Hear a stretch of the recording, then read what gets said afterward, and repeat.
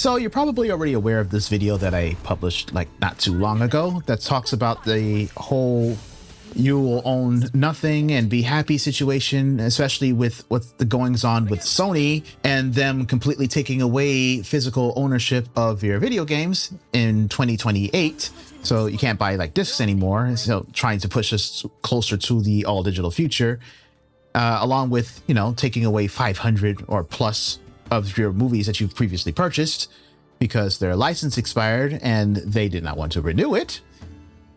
All in the midst of both Sony and Microsoft going dark, so you weren't able to actually play even single player games because it couldn't check into a server. Isn't that fun?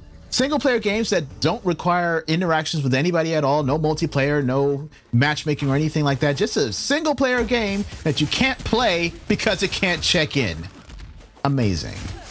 All digital future, everyone. Yay. But in that same video, I mentioned that it's important for us to actually take control of our libraries because since they're not going to do it, we're going to have to do it.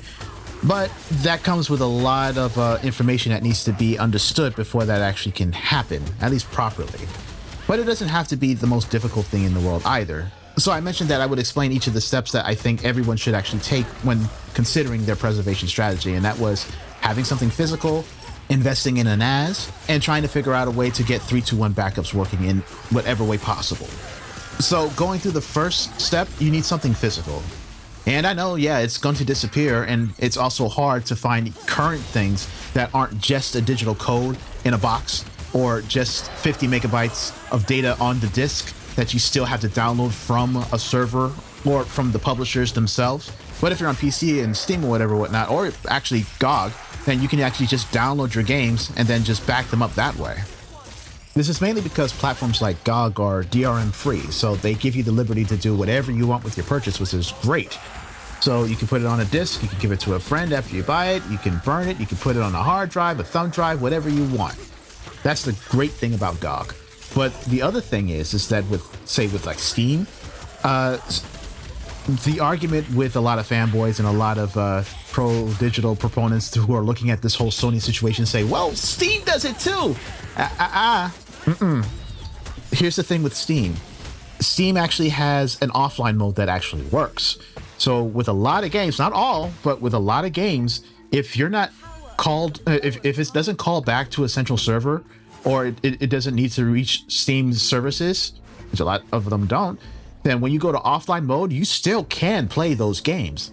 Not only that, if you're willing to sail the high seas, there's a lot of talk, and I believe a lot of the Steam DLL API portions of it have been cracked before and have been bypassed. Now, I can't say publicly where to find or get any of this stuff. If you have to, you do what you got to do. I'm just saying that worst comes to worst, with a lot of your Steam library, if Steam goes under, you still can get those things to work. So yeah, if you buy games on Steam, you don't own it. You still have the same limitations as the Sony things that you buy too, that you only have a limited license that is revocable over time, or if you lose your account, yeah, they can revoke your license because it's a digital purchase. But the digital license with Steam goes a long way compared to any of the console-based platforms. Farther than Nintendo, farther than Sony, farther than Xbox. And those licensing limitations are exactly, I just had a freaking brain fart with my mouth. I just got shocked mid-sentence. But with those license limitations, that's exactly why physical is actually important. Because we don't want them to take what we just purchased, especially when they're not going to refund us. Some of us want to be able to hand down our game purchases to our next of kin or family members. I mean, far be it to suggest that games actually have a very emotional value that you want to give to somebody else. Like, this is something that I played as a kid that somebody else can actually play as they're growing up, and they can experience the same thing that you experienced. But having the companies control that experience down to the wire, or down to the access of you actually even pressing start, no, we got to take that back, man. But that's why physical is important. It's the true idea of owning that purchase. No licensing bullshit, no EULAs to get in the way, no legalese, no shareholders saying what you can and can't do. I have this in my hand. I can press play whenever I want, when I want, where I want. That's the true freedom of what we're trying to do here. So now you know the idea of why physical is important and why you have to have something physical in your hand to do that. What other forms of physical are out there to actually do this with? So considering the whole Sony thing, you already know one, that's optical discs. And the good thing about optical discs, aka CDs, DVDs, Blu-rays, they have a long shelf life and they're immune to a lot of magnetic interference. And if you take care of them, you know, like not using them as frisbees or using them as coasters and like using them as skates in the living room and then going just across, or taking a lighter and burning it and watching it melt. I was an interesting child. Then typically those discs will be okay for a very long time. The bad part about those discs, though, are that they don't have the greatest capacity. Like Blu-rays, you can get a dual layered Blu-ray for like that has like 50 gigs and everything on them, but you know, you can get flash drives that are like 2 terabytes.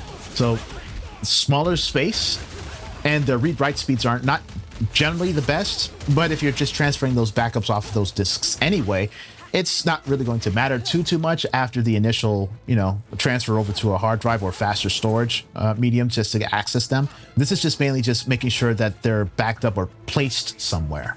So looking around, you can actually get a Blu-ray writer for around $137 on Amazon from what I'm seeing so far.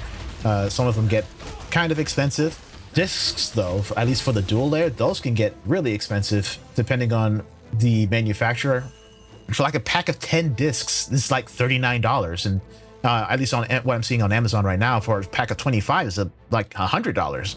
There's another alternative though that's called tape drives, and I think Linus Tech Tips did a video not too long ago, maybe about a couple of years ago. I don't even remember, but it was some time ago that they were trying to back up like a petabyte of data on, and moving it over to like the cloud or whatnot was coming out to be extremely expensive, so they were testing this. I honestly don't know where that project went afterwards, but the thing about tape drives is that the cost per terabyte can be very advantageous, and the storage can actually last you for like years, like 15 to 30 years. But checking around on Amazon, oh my god, what the hell is this? 7,449, what? And then let's check on eBay, and yeah, these things can actually get pretty expensive. $3,199 with a $29.95 delivery. Oh, fuck you. If I'm gonna spend that much on a tape drive, at least give me free shipping, you asshole. But at least the tapes themselves won't cost you too much. I mean, you get an 18 terabyte, or is this 45 terabyte compressed for about $100. I'm not entirely sure how the drives themselves are as far as storage, but look at this. Freaking LTO9 45 terabytes for $2,398. So you're paying $2,000 for the drive for 45 terabytes plus a $3,199 or $7,449 drive. That is crazy. I'm pretty sure you can find something cheaper than this, because that's honestly ridiculous. But I guess because you're going to have storage that is going to last you a very, very long time, I guess that's why the price is also so high. Plus, they're not as popular. Mostly, I guess, like in enterprise solutions. But if you need a way to store things that are going to last you a very long time, that's one way to do it. Oh, okay, they also have a Dell PowerVolt tape drive for about $200. So I am not sure why this one is extremely expensive. Maybe it's the type of tape. I don't know, but that's crazy, man. But the big thing about tape drives, though, is that its sequential reads are going to be pretty slow. That's the big thing. Like just restoring is going to take you a while. So if you have a lot of data, then you're going to be sitting there until that thing actually finishes. But if you need to archive something, it's a pretty good way to do it. You just have to make the investment in finding a good price for the drive and the tapes themselves. Sheesh. And then you got, of course, the classic USB flash drives or even a USB hard drives.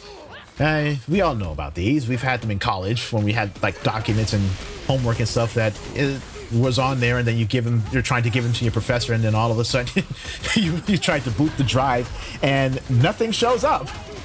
Your entire report and your final project is gone, and that was the only copy on that flash drive because for some reason it decided that the cells were just pretty much crap because you got it at the college store, and then you do something really important, you forgot to eject, and now everything is gone. Does the pain in my voice reflect my experience? The anguish. I don't think I need to talk about the cons much on this, so let's go to the next one. The regular hard drives. Now, this is actually what I use for myself because I actually run a NAS, which we'll talk about later. But the good thing about hard drives is that it's very classic, and the price per terabyte is usually advantageous and very approachable for people. Like now, since this whole economic crisis and the price and economies of everything has gone up, now you're seeing prices for what was about $100 for a basic drive, like shooting up to like $200.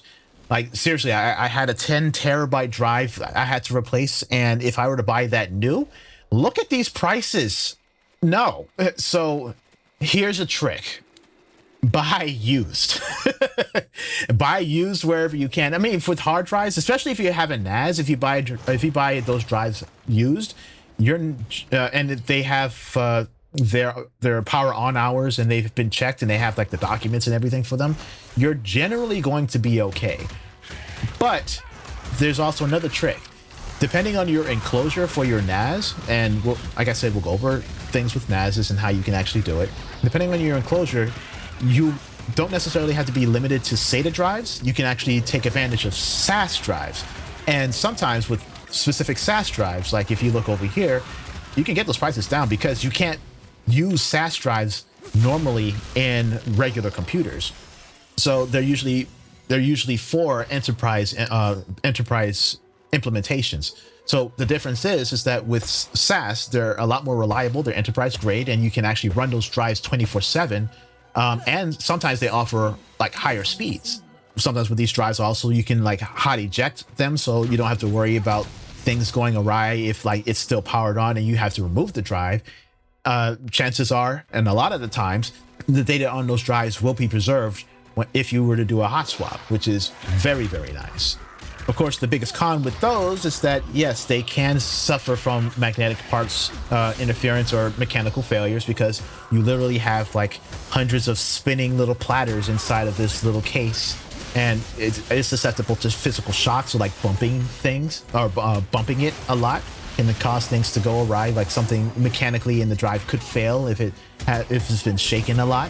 Like there's an instance of when people were doing a transfer and they had a lot of drives inside of a shopping cart that they were transferring over, and it was so rumbly going from place to place that by the time they got to the other side, those drives were gone. They were just trashed. So they had to, and I don't remember if it was active data, but it being in a data center, if it was, that sounds like a very terrible time. So you got to be careful, and if you're actually going to back up and store data on these things, then you have to have a storage plan sometimes with these drives if it's going to be like a cold storage, like putting it in a case in a safe or something like that, or something that's very shock resistant. You just got to be careful, but for the most part they are pretty resilient, so you don't have to worry as much, but you still got to be careful. And last but not least, there is SSD storage. Now, SSD storage is great, of course. It's fast, there's no moving parts, so if you bump things, then nothing is going to go awry. But of course, it is the most expensive out of all the offerings per terabyte. And especially with the RAM crisis going on, a lot of the good SSDs rely on DRAM and specific chips that are very similar to what RAM uses. So with this whole crisis going on, you're now looking at a situation where $389 gets you 2 terabytes.